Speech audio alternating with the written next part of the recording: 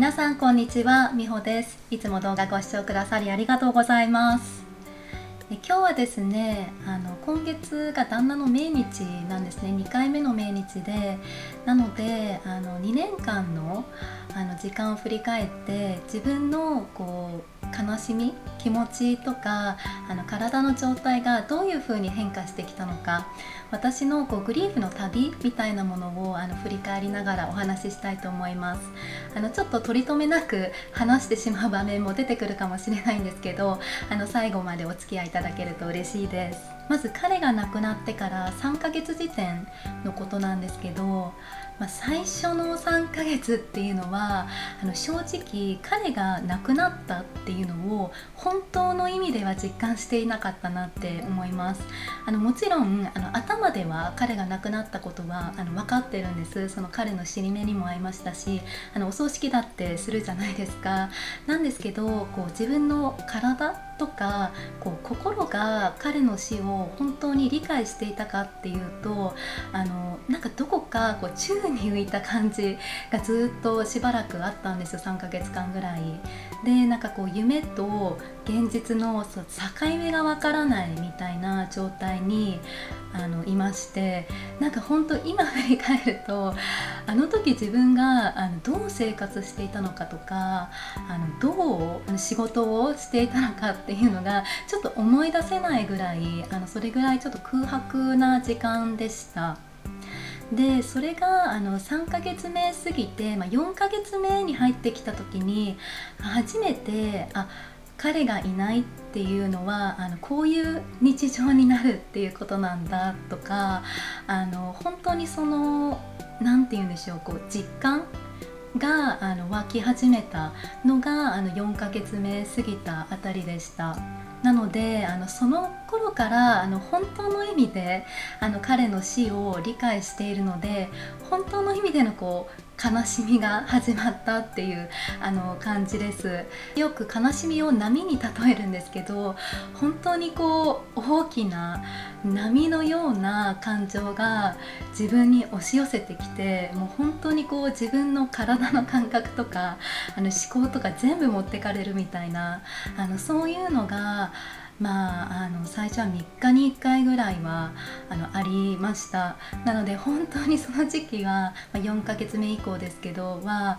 もうそういう波が来るともう泣くことしかできないそんな日々が続きました。で悲しみと同時に私は最後旦那をがんで自宅で見とったので、最後の半年間ぐらいは私が主に彼をケアする立場だったんですよね。なので、その時の身体的な疲労とかもその4ヶ月目過ぎてからわって出てきて、寝ても寝ても足りないでも起きると泣くことしかできないみたいなかなりぐちゃぐちゃした状態にいました。半年間ぐらい経ってくると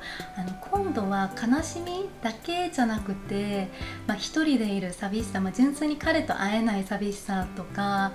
自分を責めてしまう気持ちとか、なんか後悔してしまうことがどんどん出てきて、なんか悲しみ以外のグリーフですよね。グリーフって本当悲しみだけじゃないので、そういうあらゆるネガティブな感情っていうのが出てきたのが、半年、あたりでした。でそれと同時に自分の変化にも気づかされてきたのが半年経ったところで、例えば自分の考え方とかどのように生きたいのかとか、人生に何を求めるのかみたいな、そういう内側の変化に気づかされていたのも半年経ったあたりでした。その半年間までの歩みっていうのは本当に辛かったんですけど、でもなんかそのどん底のおかげで自分の内側が変わってきて、でそれをもとに日常生活を組み立て直すとか、自分の人生を考え直すみたいなそういうきっかけをもらえた大切な時間だったなとも思います。次に9ヶ月目なんですけど、9ヶ月目は2022年の6月なんですけど、ふと元気になったんですよ、9ヶ月目って私で、多分大切な友人と再会できたっていうのも一つのきっかけとしてあって、心の底から笑えるようになったんです。でそれまでの9ヶ月間っていうのはどちらかというとやっぱり落ち込みモードがベースにあるので、なんかこう笑ってても笑ってないみたいな、なんか多分皆さん分かっていただけると思うんですけど、そういう精神状態だったんですよね。でもそれが9ヶ月目経った時に笑えるようになった。で純粋に自分が楽しいなって思うことは楽しいって思えるようになったんですよね。なのでその時の私はもうこのまま人生楽しもうみたいなマインドで明るい世界に行けるんじゃないかっていうちょっとこう嬉しくなった、なんかそういう時間でもありました。そうでもそれが勘違いだったっていうことに気づかされるのが1年目12ヶ月経ったあたりで6月が9ヶ月目で、7月8月になってセミの声が鳴き始めますよね。もうそれをこうきっかけに一気にまた悲しみモードに入ってしまって、夏っていうのは私にとってこう旦那といた最もこう深い時間、旦那と一番こう深い時間を過ごした季節でもあるので、もちろんこう温かい思い出もたくさんあるんですけど、やっぱりこう彼が死にゆく姿とか、最後の記憶っていうのが新鮮だったので、本当に耳栓しながら過ごしていました。あとは将来に対する不安みたいなものもこう大きく出てきたのがこの1年経ったあたりでした。で私は彼が亡くなって半年経ったあたり自分がこう人生に求めるものとか仕事に求めるものが変わってきたなって気づいたのが、半年間経ったあたりで、そこで会社員の生活を辞めたんですよね。なので本当に一人でやっていけるのかっていう、経済的な不安とか早く行動しなきゃっていう焦り、でも体とか気力がついてこないみたいな、なんかそういうものも出てきたのが1年目でした。でそれがあともう3ヶ月経った1年3ヶ月目なんですけど、私悲しみをよく波に例えるんですけど、悲しみの質が変わってきたんですよね。で最初はその大きな波、本当に大きく上って大きく下ってみたいな、そういう波が本当3日に1回とかにやってきてたんですけど、それがだんだんとこう間隔空けてくるんですよね。なので最初は3日に1回だったのが5日に1回とか、平日は仕事に集中できて週末ちょっとリラックスでした時に出てくるとか、そういう風にだんだんこう間隔が開いてきて、波が小さくなってっていうところを1年半ぐらいまでは違います1年3ヶ月ぐらいまでは辿っていたんですけど、この辺りに波じゃなくなったんですよ。何になったかっていうと水たまりになってきて、でその水たまりがこうどんどんこう池みたいに大きくなっていったんです。でこの感覚すごくよく覚えてるんですけど、なんか波って過ぎ去るじゃないですか。なのでこう1年も経つと悲しみ、に襲われた時に、でもこれも時間が経っては過ぎ去るよねっていう風にだんだん冷静に捉えられるようになるんですけど、この水たまりとか池の場合はなんかずっとそこにあって、で流れていかない、で泣くに泣けないみたいな、なんかそういうこう辛さがありました。本当に悲しみの内容が変わってきたっていうのがこの辺りでしたね。だからこの時期に自分が何をしていたかっていうとちょっと行動するようになったんです。カウンセリングを始めたのもこの時期でしたし、サウンドバスに出会ってとりあえず一人では泣けなくなったから、そういうサウンドバスみたいな力を借りて受けてる時にオン泣きするとか、瞑想を始めたのも本当この頃なんですけど、アロマテラピーとかもそうですね。不安に、効かせるようにアロマを焚きながら寝るとか、そういう風に自分のこう症状を積極的にケアするようになったっていうのもこの1年3ヶ月目、あたりでした。次に1年半経ったあたりなんですけど、これは今年の春ですよね。3月以降なんですけど、かなりグリーフっていう観点からだとかなり1年半経ったあたりは落ち着いてきてたんですよね。そうでもそれに対して私春の体調面は本当最悪で、ライブ配信ご参加いただいている方はよくご存知だと思うんですけど、私春頃って何度も配信をキャンセルしたりリスケさせていただいてたんですよ。で、片頭痛を患って、その症状が結構強く出てしまったので、もう寝ることしかできない、気力はあるのにみたいな、そういう悔しい時間が1年半でした。で、今振り返ると体が待っててくれたのかなって思っています。やっぱり彼を亡くして1年半までっていうのはもう自分の心メイン、もう心が優先的にネガティブな感情を出して、それをケアしてっていうそういうなんて言うんでしょう、繰り返しだったんですけど、1年半経って気持ちが落ち着いてきて、整理されてきたところに体の症状が出てきたので、これもこれでもしかするとグリーフなのかもしれないって今は思います。体も海を出してケアされてデトックスしたいのかなってそんな風に振り返っています。1年9ヶ月経ったあたりの頃なんですけど、本当1年3ヶ月目からあんまり大きくは変わっていないんですよね。で、体調面のところはだんだんと傾向が分かってきたので、うまく薬とか自分の生活の仕方で対処できるようになったなっていう感じでした。で、私多分その頃あたりまではなんて言うんでしょう、彼とつながりを感じるっていう風にいつも言ってるんですけど、そのつながりの感じ方っていうのが二人三脚しているような、そういう感覚ですって話していたと思うんですけど、1年9ヶ月目に入ってきてから、彼の左足が私の右足で二人三脚しているっていうよりは、彼の人格が私の中にある、そういう感覚になってきたなって思っていました。うまく表現できないんですけど、彼の物事の考え方とか人との関わり方みたいなのが私に移ってで、自分の意思とは反して彼の考えとか言葉が出てくる、自分の口からとか、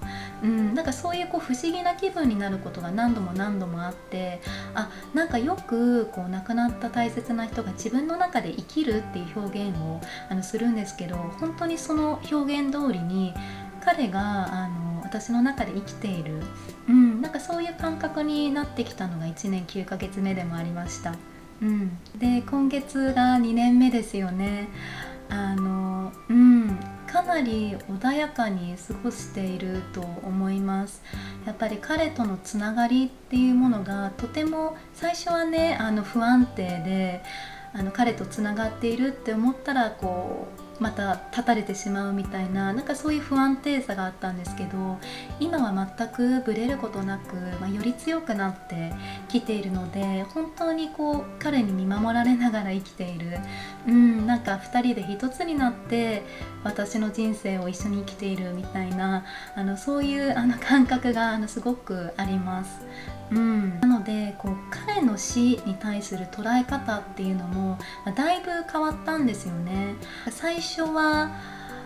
彼の死によってもう全てが奪われたって、もう彼丸ごと奪われて、私の日常も奪われて、私の夢、将来の計画とかも奪われてっていう、何もかもが奪われてしまったみたいな、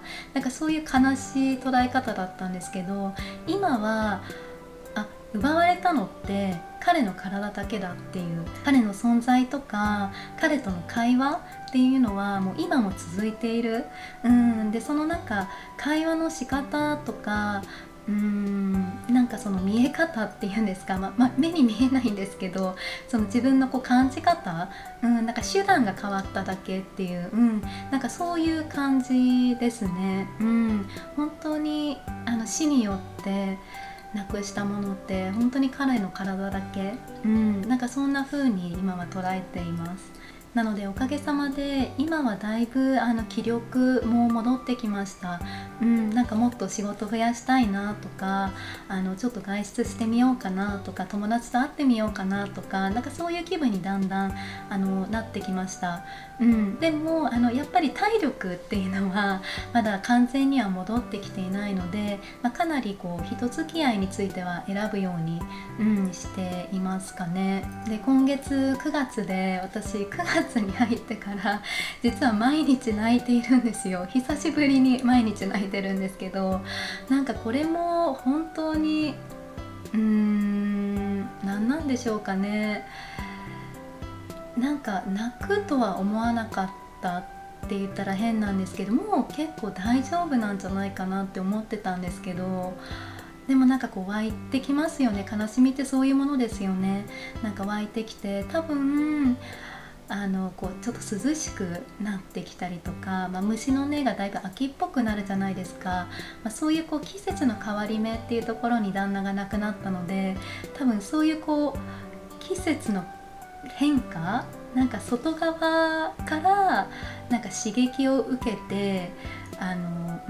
心と体が、やっぱり痛みを覚えてるので湧き出してくるみたいなそういう感じに今はなっています。でも1年前の命日と比べると全然辛くなくって、っていうのも今は自分の内側、外側は別として内側は本当に穏やかだし、彼とつながりを感じているので、そういう意味では泣いているんだけど辛くないみたいな、そういう状態で今は過ごしています。で最後にこの2年間を振り返って思うことなんですけど、まずは自分を褒めてあげたいって思います。本当によく頑張ったって、よく生き切ったって、そういう気持ちでいます。なので、グリーフの真っ只中にいらっしゃる皆さん、においても褒めてあげたいって私は思います。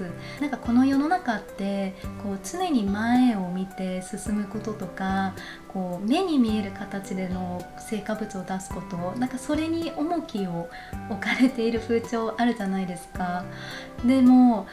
私のこの2年間って本当に内側の旅だったんですよね。だから何をしていたんだろうって思います。別に仕事で何か成果を出したわけでもなく、何ができたわけでもないんですけど、でもこの内側の旅っていうのは本当に私にとってものすごく有意義で、この先の人生を大きく左右する、土台となってくれたので、本当にそういう意味で向き合い続けてよかったなって、ここまで生きてきて本当に良かったなって、自分に対しても彼に対しても、この旅、を支えてくださったごめんなさい、泣いてしまいそう。支えてくださった皆さんにも本当に感謝の気持ちでいっぱいです。はい。お伝えしたいのは、もし皆さんが大切な人を亡くしてまだ月日が浅いようであれば、どうか焦らないでほしいっていうのと、自分に優しくしてほしいっていうのをお伝えしたいです。本当にマイペースに、ただただ呼吸をして生き続ければ何事も永遠じゃないので、必ず抜けられる日が来るんですよね。抜けた後の世界っていうのは本当に青はより青く、世の中がより鮮やかに見えるようになるんですよね。でより自分の心持ちっていうのも穏やかで満たされた気持ちでこの世と関われるようになるので、ぜひ生き続けてほしい。一緒に頑張りましょう。はい、今日は私の亡き旦那の命日が今月っていうこともあって、これまでの2年間の自分のグリーフの旅について振り返ってみました。よかったらコメント欄とかライブ配信で皆さんの旅についても聞かせていただけると嬉しいです。それでは最後までご視聴ありがとうございました。またね。